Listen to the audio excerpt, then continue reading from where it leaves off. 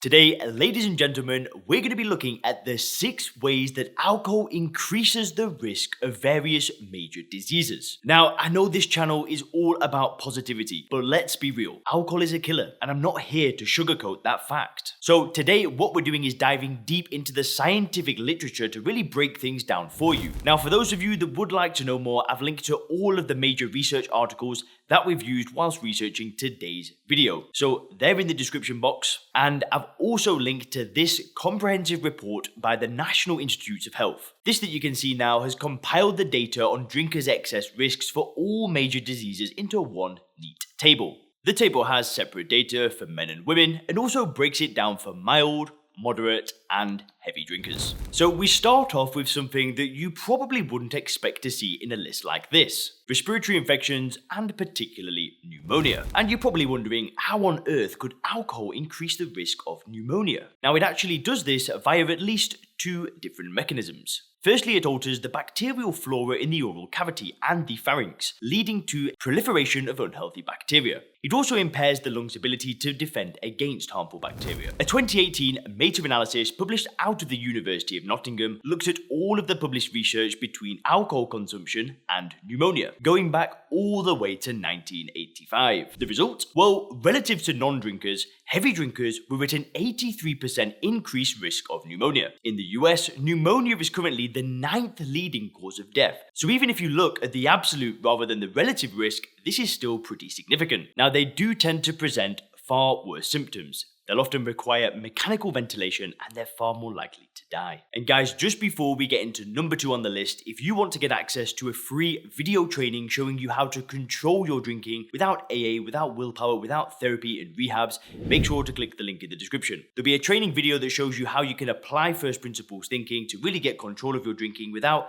giving yourself labels or anything like that. So if you want more details on controlling drinking, click the link in the description. You guys will love that one. And now back to the video. So when you eat, and especially foods that are rich in carbohydrates, your body breaks them down into sugar, which is then released into the bloodstream. In response, your pancreas secretes a hormone called insulin. The function of insulin is to transport the sugar from the blood into the tissues. Once in the tissues, it will either be used straight away as energy or it will be stored for future use. Over time, and especially if you overdo it with junk food that's rich in processed carbohydrates, your body can lose the ability to ferry the sugar from the blood into the actual tissue. The cells in your tissues simply stop responding to the insulin. The blood sugar levels then stay permanently high. This is what doctors call insulin resistance, and it is the hallmark of type 2 diabetes. Now, alcohol increases the risk of type 2 diabetes in previously healthy individuals, and it worsens the blood sugar levels in those who already have diabetes. It does this through a variety of mechanisms. It contributes to excess calorie intake and obesity, disturbs the metabolism of carbohydrates and glucose, it damages the pancreas, and it impairs the healthy functioning of the liver, which sadly brings us to the next condition on the list. At number 3, we've got liver disease. Now, alcohol is an evolutionary novelty. We simply haven't evolved to consume alcoholic drinks, just like we haven't evolved to use other recreational drugs either. It's the exact same thing. Now, because it's an evolutionary novelty, our bodies can't get rid of it in a safe way. And the organ that suffers the most is the liver. The liver is the primary organ where our bodies break down alcohol, and it breaks it down into a very toxic molecule called acetaldehyde. This is actually more toxic than alcohol itself. The liver then has to get rid of the acetaldehyde, which it converts to a less active metabolite called acetate. Things are made worse by the fact that alcohol is a diuretic that causes increased urination. This has the effect of dehydrating the liver at the very same time that it's forced to work overtime in the first place. There is only so much that the liver can handle, and over time the acetaldehyde causes the liver to scar. This type of scarring is known as fibrosis. Over time, healthy liver tissue is progressively replaced by scar tissue, and alcoholic liver disease progresses through 3 different stages. The first is so-called alcoholic fatty liver, where excess fat starts to build up in the liver. There are few, if any, symptoms at this point, other than perhaps some fatigue or mild aches in your abdomen. About 90% of heavy drinkers suffer from fatty liver, but the condition is generally reversible if the person stops drinking. The next stage is alcoholic hepatitis, where the liver becomes inflamed. Symptoms can include fever,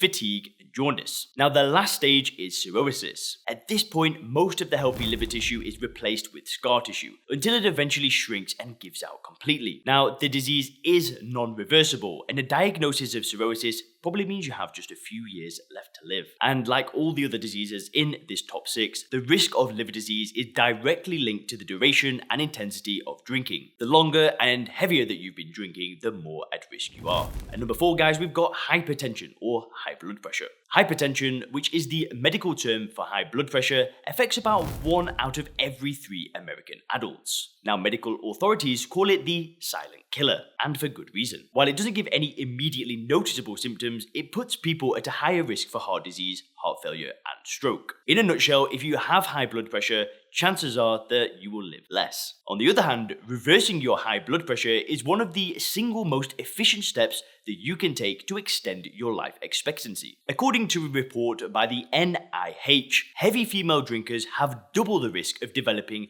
hypertension compared to non-drinkers. For male drinkers, the risk rises to 4 times higher. Now, the relationship between alcohol and hypertension is now so established that the disease actually has its own name: alcohol-induced hypertension. Alcohol increases the risk of hypertension through multiple mechanisms. Firstly, it unbalances the central nervous system, which in turn influences the activity of the heart. It also messes with the peripheral nervous system, increases cortisol levels, and restricts the blood vessels by interfering with their calcium ions. Now, having said all this, it's not going to come as a surprise that the best way to treat alcohol-induced hypertension is to stop drinking. After that, you can then start to make the other necessary lifestyle changes: losing excess weight, exercising, stopping smoking, and eating more healthily. In other words, all the things that you are far less likely to be doing whilst you're still drinking. Guys, at number 5, we've got psychiatric disorders like depression and psychosis. Now, the relationship between drinking and psychiatric disorders is so strong that when you listen to the figures, it's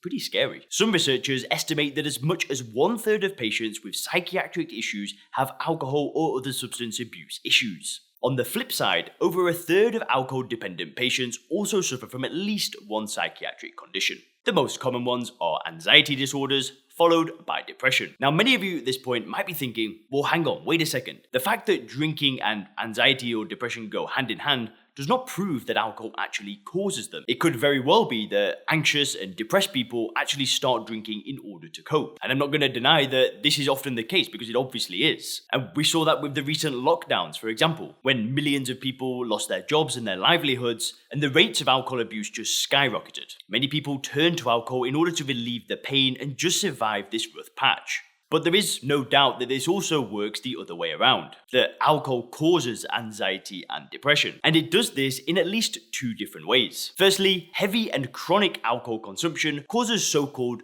neuroadaptation. What this means is that your brain literally rewires itself. And one of the main reasons is that alcohol mimics the action of a naturally occurring neurotransmitter called GABA. This is one of the messenger molecules that different parts of your brain use to communicate with each other, and it's heavily involved in the regulation of anxiety and mood. Most of the prescription drugs for the treatment of anxiety disorders target the GABA networks.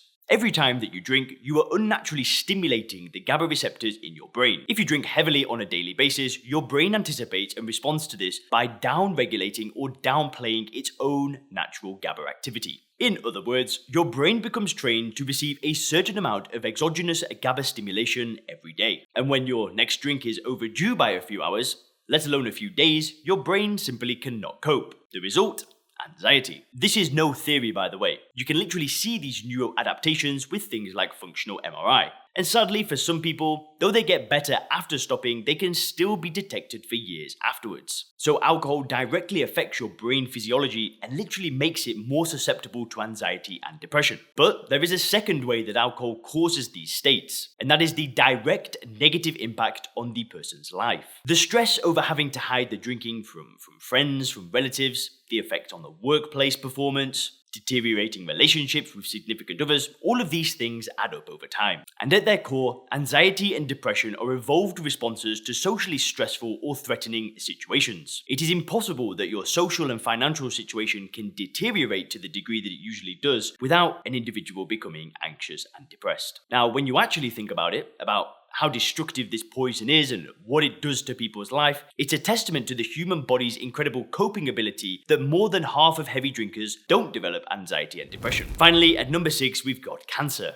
Now, alcohol is an established carcinogen. In other words, the evidence is so strong that there is no scientific debate over this anymore. It is a closed case. The public doesn't generally know about it, but authorities like the CDC, the NIH, and the American Cancer Society all describe it as a known carcinogen that greatly increases the risk of certain cancers. Scientists don't understand exactly how alcohol promotes the appearance of tumors. They suspect that it might be a combination of the oxidative stress alcohol causes on the body, the harmful waste generated during its breakdown in the liver, or the fact that it impairs the body's ability to break down and absorb certain vitamins. People who drink and smoke are especially at risk of developing certain kinds of cancers in the mouth, throat, and esophagus. But even for non-smokers, drinking increases your chances of developing one of the following kinds of cancers: mouth and throat, the larynx, the esophagus, the colorectal, the liver, and breast cancer in women. The risk is dose dependent, meaning the more you drink, the more at risk you are.